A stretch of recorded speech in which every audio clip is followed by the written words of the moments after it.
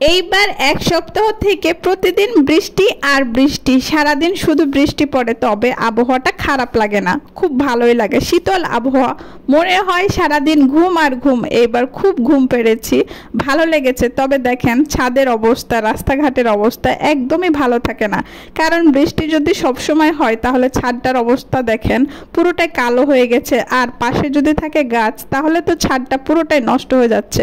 But করার কিছু নাই, আমার দাদার অনেকগুলো বাঁশঝাড় রেখে গেছেন, এগুলো এখন রেখে দিয়েছি আমরা স্মৃতি হিসাবে, আর প্রয়োজনে কাজে লাগছে। তো ফাইনালি আমি বের হয়ে যাচ্ছি, আজকে একটু বাজারে যাব আমি, সাঞ্জুমণি আর আম্মা।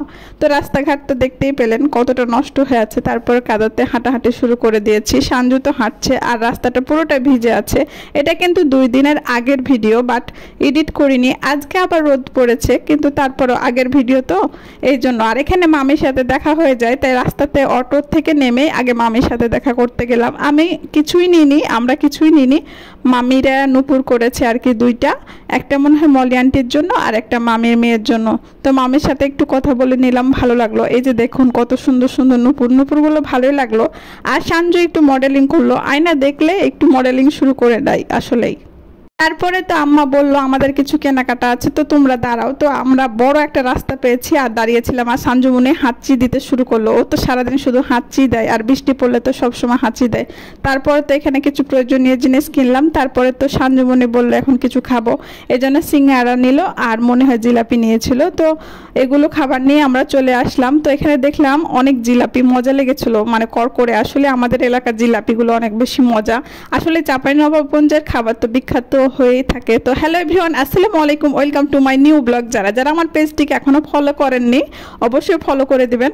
আসলে বলতে ভুলে গেছিলাম, আর এটা আমার প্রাণপ্রিয় স্কুল, এই স্কুলে আমি পড়াশোনা করেছি। আসলে এই স্কুলটা দেখলে ছোটোবেলার কথা মনে পড়ে যায়, বাট করার কিছু নাই, আবেগ দিয়ে তো কোনো কিছু হয় না। তারপরেও ছোটোবেলার কথা কখনো ভোলা যায় না। এই তো সেই স্কুল গেট, এখন সুন্দর হয়ে গেছে, এখন আরও বেশি পরিবর্তন হয়ে গেছে। তারপরে তো বললাম যেহেতু আমরা হেঁটে অনেকটা চলে এসেছি, তো হেঁটে চলে আসি। তো আম্মাও হাঁটতে শুরু করেছে, আম্মা কিন্তু 2টা ছাতা নিয়েছিল। তারপরে তো এখানে রান্না বান্নার কাজ শুরু করে দেবো। দেখছি আম্মা অনেক কাজ করছে, তো আমি দেখি আমি একটু হেল্প করে দিই। তো আজকে আমিই রান্না করব। তো এখানে মাছ ছিল, তো মাছগুলোকে ম্যাগনেট করে দিল আম্মা শুধু মাছটা ম্যাগনেট করে দিয়েছে, তারপরে আম্মা ভাত রান্না শুরু করে দিবে। তো এখানে আম্মা ম্যাগনেট করে দিল আর আমি ভিডিও করে নিলাম, যেহেতু আমি ভিডিও ম্যান। তো এখানে কড়াইতে তেল দিয়ে দিয়েছি, কড়াইটা এত গরম হয়ে গেছিলো, দেখতেই পাচ্ছেন বন্ধুরা কতটা ধোঁয়া উঠছে। বাট করার কি আছে, মানে চুলার রান্না একটু মানে এলোমেলো তো হবেই। মাছ ভাজার সময় অবশ্যই খেয়াল রাখতে হবে, যেহেতু মানে মাছটা ভালোভাবে ভাজতে হবে। তো এখানে যেহেতু মাটির চুলার রান্না, লাকড়ি দিয়ে আর কি, লাকড়ি খড়ি দিয়ে, তো একটু মানে জালটা কম দিতে হবে, আমরা জাল বলি এটাকে, মানে চুলার আঁচটা কমই রাখতে হবে। তো এভাবে করে ভেজে নিলাম, মোটামুটি হালকা করে মাছটা আমি ভেজে নিলাম। তো এখানে মশলা দিয়ে দিচ্ছি, এখানে পেঁয়াজ রসুন সব কিছু আদা দেওয়াই আছে। তারপরে তো সবগুলো মশলা দিলাম, হলুদ মরিচ লবণ। তারপরে এখানে দিব কচু আর কি ছিল, তরাই মনে হয়েছিল। তো এগুলো নিয়ে ভালো করে কষিয়ে দিলাম।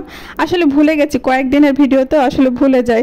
কচু খেতে আমার ভালোই লাগে, এটা ছোট কচুগুলো আর কি, কচু খেতে আমার অবশ্যই ভালো লাগে। আর তাতে যদি মাছ দিয়ে হয় তো আরও মজা হয়। তো মাছ ভাজাটা আমি দিয়ে দিলাম। এখন প্রায় রান্নাটা সিদ্ধ হয়ে আসলে মাছ ভাজাটা দিয়ে দিতে হয়, তো আমি মাছ ভাজাটা দিয়ে দিয়েছি।